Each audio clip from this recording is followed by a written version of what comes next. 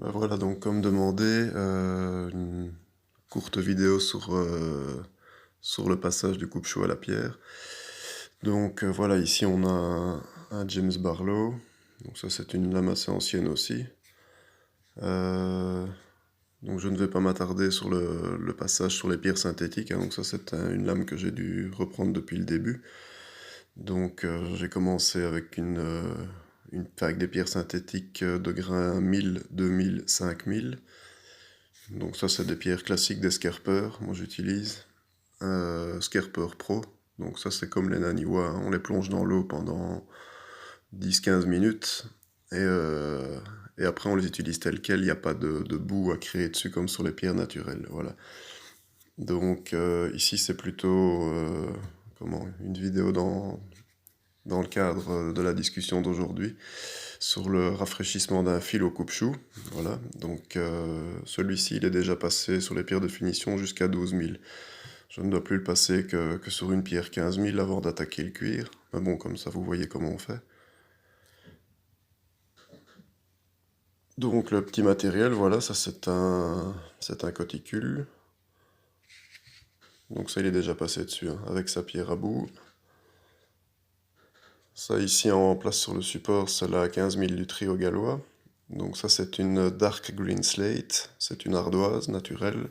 C'est très bien comme pierre de finition. Voilà, ici j'ai toujours dans le même style, hein, ça c'est la 8000, la Dragon Tongue. Et alors j'en ai une intermédiaire, la 12 000, mais là elle sèche, je viens de la nettoyer.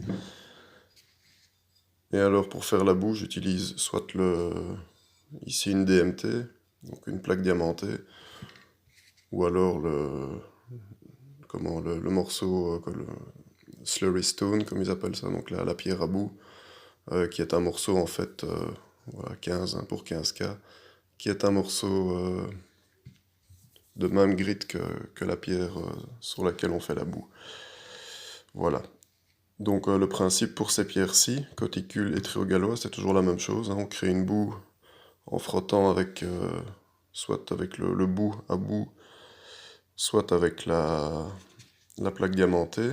La plaque diamantée a l'avantage d'être plus grande, et étant donné qu'on l'utilise sur toute la surface de la pierre en même temps, ça fait en même temps un aplanissage. Donc votre pierre est en permanence aplanie. C'est pour ça que je m'en sers assez souvent. Ça permet de ne pas devoir faire de dressage de la pierre entre les coups. Vous utilisez ça et votre pierre reste bien plane, quoi.